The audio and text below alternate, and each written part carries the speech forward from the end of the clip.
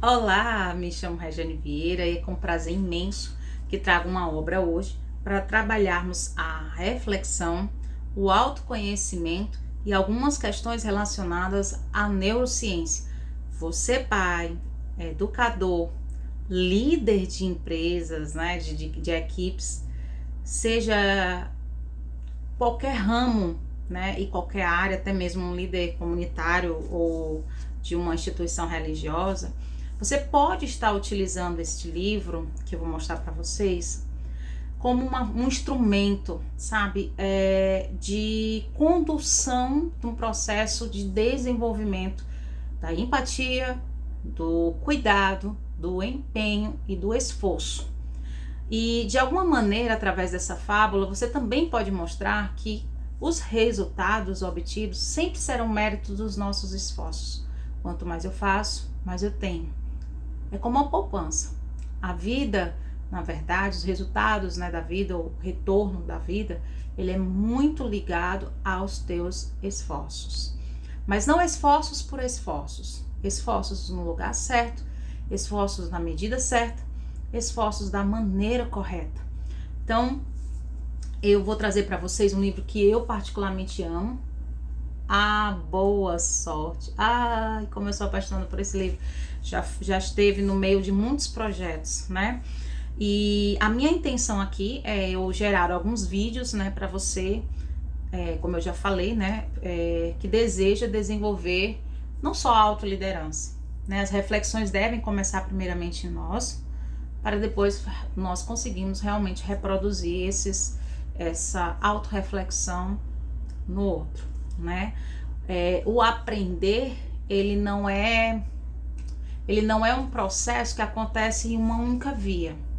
O aprender, ele precisa que você acesse a informação, porque um livro desse, ele traz consigo o conhecimento de quem o gerou.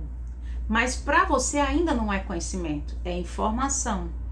Essa informação, ao ser absorvida, ao ser aplicada, ao ser relacionada e contextualizada à tua realidade, ao teu contexto, às tuas necessidades, se tornarão, tá, conhecimento. Aí sim, porque você vai se apropriar disso e conectar isso na sua cabeça com a tua realidade. Você vai experimentar isso.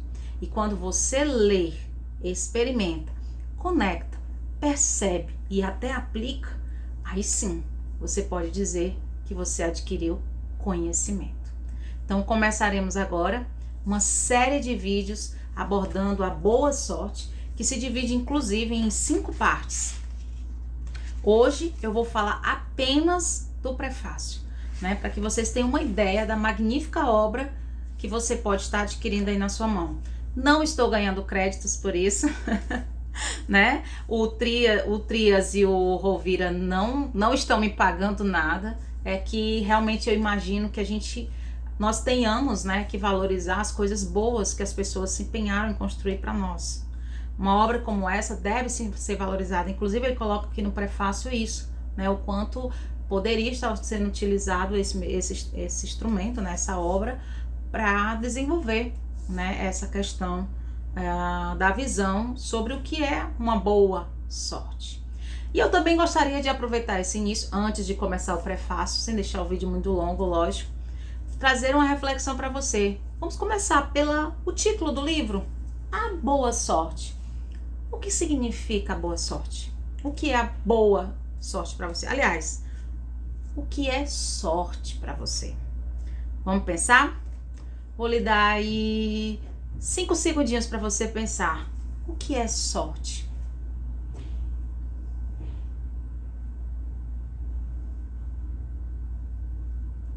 Blim! Pensou? Pois bem, para muitos, sorte é uma caixinha que acompanha apenas alguns felizados.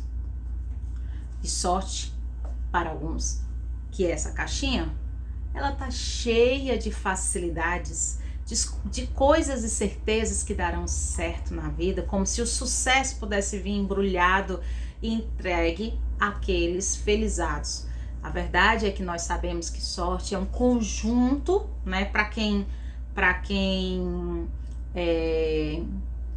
tem esse ritmo, né, do esforço, para quem atingiu ótimos resultados e sabe o caminho das pedras, né? Como minha mãe dizia, sabe o caminho das pedras. Caso você perca algo, você com certeza saberá como recuperar, né? Tem até uma frase de uma pessoa famosa que eu não lembro agora, né? Que ele diz assim: se queimassem minhas empresas, meus prédios, mesmo assim eu os construiria de novo. Porque a gente constrói coisas, mas a gente precisa mesmo são das pessoas. Então, pessoas movem o mundo. E é sobre isso que nós vamos falar nessa jornada, sobre esse livro, né? O quanto nós temos que focar em formar pessoas, suas mentes e como elas pensam, seus hábitos principalmente, e como formar seus paradigmas. Eu vou começar agora aqui com o prefácio, né? E vou trazer uma reflexão para vocês, tá? O prefácio, o título é A Mercê do Acaso, ok? Eu não vou ler o prefácio na íntegra, tá, gente? Eu vou apresentar o prefácio para vocês.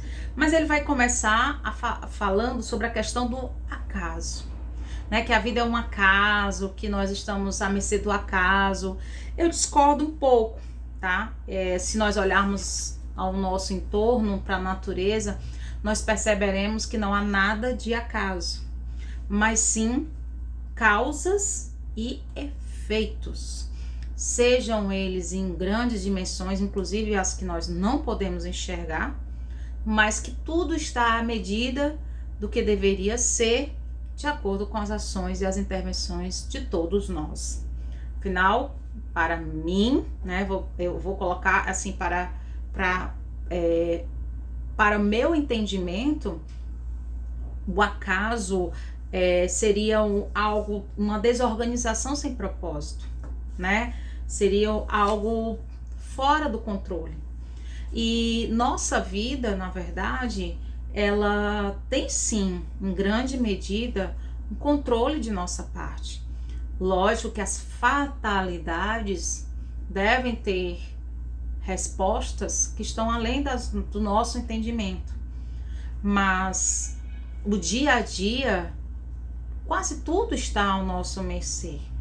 Até mesmo um acidente que você está na rua, ele vai colocar aqui no prefácio, né? Ele conta aqui o caso do filme, o curioso caso de Benjamin Button, né? Que ele fala a questão assim, que foi muito bem ilustrada, onde um acidente com a Daisy, que é a viúva, que foi protagonizada, né, por Cate Blanchett, a mulher do personagem principal. Ele fala o seguinte, que qualquer pequeno desvio na situação poderia ter livrado do acidente. E aí, eu não assisti o filme, tá, gente? Mas aqui ele coloca, tipo, se alguém tivesse chamado, e são muitos sis que ele traz para a história. E se. Pois é, mas se a gente parar para refletir, mesmo quando as coisas dão errado, a gente traz muito sis para a história. Ah, mas se tivesse sido dessa forma. Ah, mas se fulano, mas se cicrano, mas se eu tivesse chegado mais cedo, ou tivesse chegado mais tarde. Quer dizer, a gente está sempre pensando em formas de como a coisa poderia ter acontecido diferente. Porém, isso não acontece quando as coisas dão certo. Tudo está à sua medida. Então, veja que essa questão da visão sobre o acaso é muito conveniente. Então, será que existe de fato o acaso? Né? Por que em alguns momentos tudo é tão coordenado e tudo foi tão à medida do certo para gerar o resultado, e quando dá errado, foi o acaso? Então é uma reflexão que eu trago para vocês e discordo um pouco do livro nesse sentido. Mas aí ele vai trazer uma fala, eu quero ler esse pedacinho no final, que ele diz assim, ó: a Alain Belda, ex-presidente mundial da Alcoa, líder global na produção de alumínio, é reconhecido como um dos executivos brasileiros de maior sucesso no mundo. Diz em uma entrevista à revista Veja, em 2003, que há muitas circunstâncias na vida que tornam alguém bem-sucedido. Você tem que estar no lugar certo, na hora certa, ter a competência certa e de repente tudo isso se junta na mesma hora. Não tem receita do bolo. Claro que tem de trabalhar duro, mais do que os outros. E aí ele traz aqui meio que uma piada, né? Ele diz assim, você lembra da piada do sujeito avarento? Que sempre pedia a Deus que ajudasse a ganhar na loteria? Até que um dia as nuvens se abriram no céu, Deus apareceu e disse, tudo bem, eu faço você ganhar, mas por favor, compre o bilhete. Então, gente, esse prefácio nos traz aqui uma ideia do que o livro vai abordar, né? Essa questão do esforço, do resultado, de que nada vem de fato por acaso. As coisas estão meio que predispostas a acontecer, mas cabe a você se perceber em tuas expectativas, perceber quais são as tuas necessidades, quais são os resultados que você deseja alcançar, onde você deseja estar, onde você deseja ir, o que você quer ser, o que você quer ter. E à medida que você faz essas perguntas e se dispõe a realmente analisar o que fazer, o quanto de energia gastar para alcançá-las, aí sim, aí você vai entender o que você precisa fazer e vai tomar a decisão se você quer ou não atingir aquilo. Mas uma vez que você fez a pergunta, uma vez que você refletiu sobre o caminho e tomou a decisão do sim ou do não, você vai estar muito mais ciente, muito mais receptivo, muito mais disposto a aceitar os resultados, que por vezes podem vir ou não.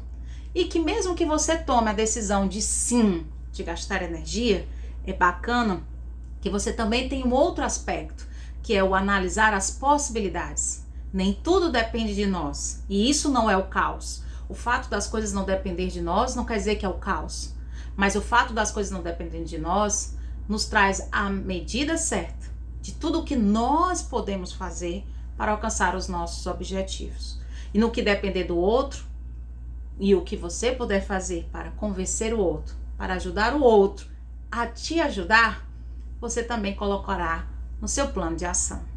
Com certeza ficará mais fácil você atingir o seu objetivo. Lembrando que a jornada sempre é mais importante do que o ponto final.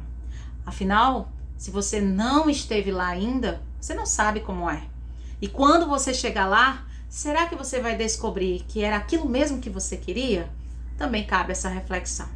Então hoje nós começamos uma jornada, vamos acompanhar as 5 etapas, 5 partes desse livro, com muito carinho, do qual eu adoro, e vamos fazer reflexões como essa que nós fizemos agora.